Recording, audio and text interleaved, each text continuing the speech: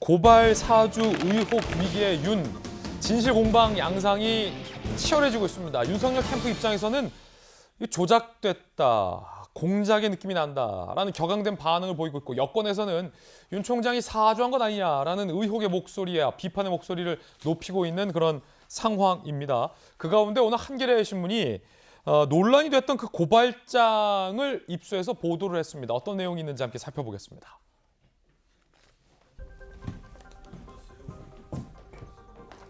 고발장 내용을 보니 김웅 당시 송파갑 국민의힘 후보가 당 관계자로 추정되는 사람에게 전달한 것으로 추정되는, 그러니까 추정이 많습니다. 고발장입니다. 한겨레 신문 보도는 검찰 공소장과 흡사하다라고 주장합니다. 범죄 혐의 논리, 서술 형식 유사하다.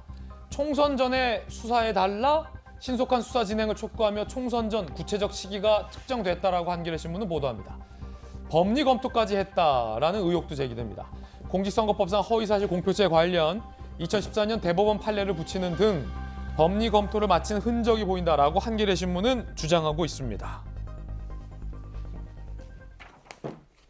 자, 거기에 김웅 의원이 당 관계자로 추정되는 사람에게 텔레그램 메시지를 보낸 것도 공개가 됐는데요. 함께 보시죠. 김웅 의원, 당시는 국회의원 아니었어요. 후보였어요. 4월 3일 SNS로 당 관계자로 추정되는 인물에게 이렇게 메시지를 보냈다라고 한겨레 신문이 보도합니다. 신라젠 취재 의혹 관련자들 자료 100여 건 전달하며 확인 후 방폭파하라. 해당 자료 모두 손준성 보냄이다라고 표기가 돼 있다라는 겁니다. 오전 10시에서 밤 9시 사이에 메시지를 전달했을 것으로 추정되고 있습니다. 자, 요 두 가지가 오늘 새롭게 보도된 겁니다. 오늘 이 의혹 파헤치기 위해서 여야의 두 분 추가로 모셨습니다. 민주당의 조승래 의원님과 국민의힘의 이양수 의원님 모셨습니다. 원래 두 분 맞수로 맞수 코너로 모셔야 되는데 워낙 사안이 커져서 오늘은 손정혜 변호사, 박정아 대변인, 그리고 이양수 의원, 조승래 의원 이 네 분 모시고 2+2로 치열하게 이야기 나눠보겠습니다. 자, 먼저 한겨레 신문 보도 내용에 대해서 좀 논쟁이 있을 것 같아요. 일단은 이양수 의원님, 오늘 한겨레 신문 보도 보셨습니까? 네, 봤습니다. 이게 한겨레 신문의 주장에 따르면은 검찰의 공소장과 빼다 닮았다라는 게 한겨레 신문의 해석인데, 그렇기 때문에 검찰에서 만들어서 김웅 의원을 통해서 당에게 전달했을 것이다라는 게 한겨레 신문의 추정인데, 당에 계시잖아요. 네. 이 문건이 김웅 의원이 당에게 전달을 해서 당이 접수 받았습니까? 그거 좀 일단 명확히 좀 해주고 토크를 해야 될 것 같아요. 그런 사실이 자체가 없어요. 어떤 사실이 없어요? 당의 일체의 어떤 그런 서류가 접수된 사실이 없고요. 지금 의혹을 그 완전 기정사실화해서 민주당이 공격을 하고 있거든요. 거기에 지금 한겨레 신문이 편승해가지고 뭐 윤 총장에게서 손 검사한테서 김웅 의원으로, 그리고 그것이 당에 전달돼가지고 이렇게 진행됐다라고 하면서 이제 그 대통령 후보인 윤 후보를 공격하고 있는데, 어느 한 가지도 아직 증명된 것이 없고요. 이거는 사실 과거에 많이 있었던 그 정치 기술자들의 의혹 양산의 그 양상과 아주 흡사합니다. 처음에는 근거 없는 소문을 흘려요. 그리고 많은 사람들이, 그리고 정치인들이 그걸 기정사실에서 막 공격을 해가지고 결국에는 증거도 없는데 국민들이 그것이 맞는지 틀린지 모르는 상황까지 만들어버리는, 허위 사실을 거의 반사실로 만들어버리는 그런 상황이 되거든요. 지금 이 상황에서 이 문제를 아주 클리어하게 국민들의 의혹을 단번에 해소할 수 있는 방법은 그 제보자가 그 텔레그램을 누구한테서 받았는지, 그걸 또 누구한테서 받았는지 요것만 조사를 하면, 요것만 확인이 되면 최초에 누구한테서 이 문건이 흘러나왔는지를 단박에 알 수 있습니다. 아니, 그러면 지금 보면은 당이 확인해 보니까 당에게 접수된 고발장은 없다. 즉 김웅 당 관계자가 당에게 접수한 문건은 없다라고 말씀해 주셨는데, 앞서 다시 한번 보면 텔레그램 방에 김웅 당시 후보가 당 관계자로 추정되는 누군가에게 메시지 폭파해라라는 캡처화면은 지금 있거든요. 그건 어떻게 된 거예요? 글쎄요, 저것도 설명드리려고 그랬는데 지금 제가 김진 기자의 전화번호 있잖아요. 예. 그거를 제가 이양수로 이름을 고칩니다. 그리고서 텔레그램을 보내면 이양수 보냄으로 됩니다. 그러니까 지금 저 텔레그램으로만 봐가지고는 전화번호를 만약에 교체했다면 누가 보냈는지 모르는 거예요. 그래서 그 제보자의 그 발신 메시지가 과연 어디서부터 비롯된 건지를 알아야 된다는 거죠. 당 관계자로 추정되는 사람이 누구인지에 대해서는 아직 당에서 모릅니까? 당에서 전혀 알 수가 없어요. 지금 제일 황당한 게 뭐냐면 없는 일을 증명하라니까 그게 힘든 거예요. 이렇게 제가 단적으로 말씀드리겠습니다. 자, 그런데 민주당에서는 너무 증거가 명백하다라고 공세를 높이고 있는데 지금 당에게 접수된 거 없다는데요? 그거는 저렇게 된 것 같습니다. 지금 저기서 제일 중요한 분은 이제 김웅 의원인데. 김웅 의원. 예, 김웅 의원이 검찰 측으로부터 그 손중성 정책관이죠. 정책관한테 받아서 당 관계자한테 넘겨줬다. 그걸 본인이 인정한 거 아닙니까? 김웅 의원이 명시적으로 인정하지 않았어요, 아직까지. 부인을 안 했죠. 예. 부인을 안 했고 본인이 전달했다라고는 얘기를 했죠.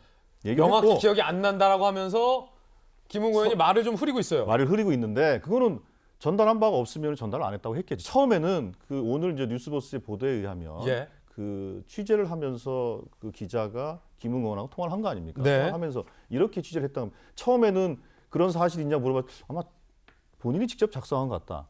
김웅 의원이? 그렇죠. 그렇게 얘기하다가 고발장을? 그렇죠. 손중성 의원의 정책관에 대한 얘기가 나오니까 말을 이제 흐리면서 그다음부터 이제 답변을 좀 흐리게 되는 것으로 되어 있는데 저기서 이 대목을 좀 우리가 좀 봐야 될 것 같은데요. 저 때는 선거를 치르는 과정 아닙니까? 선대위에 보냈다고 김웅 의원을 얘기를 하는 것 같아요. 그러니까 이양수 의원은 잘 아시겠지만 중앙당이 선거를 치를 때 선거대책위원회가 구성이 되지 않습니까? 선대위 여러 가지 이제 전략본부, 상황실 다 차려지는데 법률지원단도 차려지고요. 당과 선대위 결국은 선대위와 당 같은 개념이긴 합니다만 아마도 그 이준석 대표가 당무감사를 했다 하는 것은 당의 일상적인 체계에 대한 당무감사를 했을 수 있다고 보는 것이고 저거는 선대위에 보냈다라고 김웅 의원이 얘기한 것으로 저는 어떤 기사를 본 기억이 있는데 그런 걸로 봐서는 전달은 분명하다. 자, 그럼 누가 작성했는 것이냐? 누가 작성했는 거냐? 그러니까 손중성 정책관이 작성을 해서 보낸 것이냐? 예. 아니면 말씀하신 것처럼 이름을 도용한 것이냐? 그리고 그럼 손중성 정책관이 보냈다면 윤석열 전 총장의 소위 하명을 받고 한 것이냐? 그렇지 않은 것이냐? 요거를 확인하면 될 것 같고요. 자, 일단 1차 논쟁은 여기서 한번 제가 좀 정리하고 다시 들어갈게요. 1차 논쟁, 그러니까 민주당과 국민의힘의 사실관계 공방을 벌이는 지점이 바로 이 지점이에요. 워낙 사안이 복잡하니까 제가 두 분께 여쭤봤는데 명확하게 드러나죠. 당에게 전달된 거 없다니까? 국민의힘 입장. 당에게 전달한 걸로 인정했네. 이게 민주당 입장입니다. 두 분의 양측의 의견 받고 중간적인 입장에서 봤을 때 과연 그 제보자 누군가가 나서서 내가 당에게 접수했다 혹은 당에게 접수하지 않았다라고 밝히지는 않고 있는 상황이기 때문에 아직 어떤 것이 사실이다라고 단정하기 힘든 상황이고 두 번째 논쟁적인 지점은 그럼 저 문건을 검찰이 작성했느냐 즉 손준성 정책관이 당시에 작성을 했느냐 아니냐 여부일 텐데 조금 전 이 손준성 정책관의 입장이 나왔는데 한겨레 신문과 뉴스버스는 제가 김웅 의원에게 고발장 및 첨부 자료를 발송하였다는 의혹을 보도했습니다. 제가 고발장을 작성하거나 첨부 자료를 김웅 의원에게 송부했다는 의혹은 전혀 사실이 아니다. 완전히 부인했어요. 내가 만들지도 않았고 김웅에게 주지도 않았다. 손중성 정책관의 입장입니다. 이와 관련된 근거 없는 의혹 제기와 명예훼손 등 위법행위에 대해서는 강력한 법적 조치를 취할 예정이다. 라고 손중성 정책관, 즉 검찰 손중성 정책관 당시 내가 작성한 것도 아니다. 이 보도는 잘못됐다. 라고 조금 전에 입장이 지금 막 나왔습니다. 그러면 자 이번에 박정하 대변인, 손정희 변호사님 두 분께 여쭤볼 텐데 박정하 대변인. 네. 손중성 정책관이 작성한 게 아니라면 누군가가 이런 문건을 작성하고 손중성이 보냈던 것처럼 꾸몄다는 얘기예요? 손중성 정책관의 이야기가 맞다면? 지금 손준성 검사가 해명한 대로라고 한다면 앵커 말씀하신 것처럼 어디선가 조작된 공소장, 조작된 고발장과 이 판결문 내용들을 가지고 누군가가 이걸 정치 공작을 했다라는 수밖에 생각을 할 수 없는 부분이거든요. 앞서 두 분 의원님 말씀 주셨지만 사실은 이게 제가 볼 때는 이건 가지고 벌써 한 5일 정도 지났는데 5일 정도 지나서 정치권이 난리가 나고 우리나라가 다 시끌시끌할 정도로 갈 일이 아닌 것 같아요.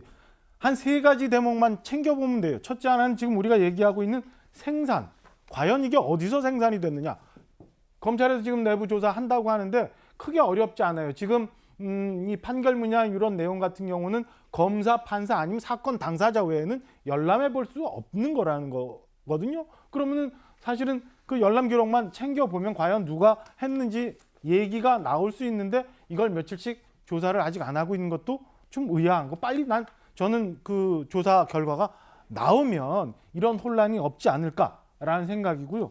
두 번째는 유통 과정을 봐요. 어디선가 지금 손준성 검사는 아니라고 하고 여권에서는 그다음에 이 최초 보도한 쪽에서는 손준성 검사로부터 보냈다고 하는데 아닌 어디선가부터 와서 김웅 의원을 통해서 당에 전달됐다는 유통 과정도 사실은 당사자들이 다 일단은 아직 분명치 않다고 얘기를 하고 있거든요. 여기서 보면 아까 그 SNS 캡처하면 얘기 나왔는데 손준성 보냄 이런 화면이 있어요.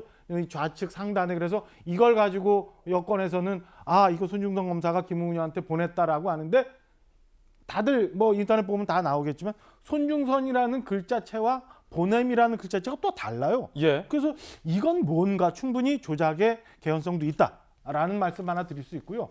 김웅 의원 오늘 아침에 최초 보도한 인터넷 매체가 이제 통화 내용을 쭉 적어놨더라고요. 저도 방송 들어오기 전에 봤는데 그 내용을 분명히 인지하지 못한 상황에서 막 기자의 질문에 답변하는 듯한 이런 느낌도 좀 있어요. 그러니까 이것마저도 좀 확인해 볼 필요가 있다. 여기서 김웅 의원도 분명히 얘기를 분명히 정리할 필요가 있다라는 거 하나 생각이 들고요. 아니면 자 거기까지 일단 듣고 손정혜 변호사님 그 가능성도 있잖아요.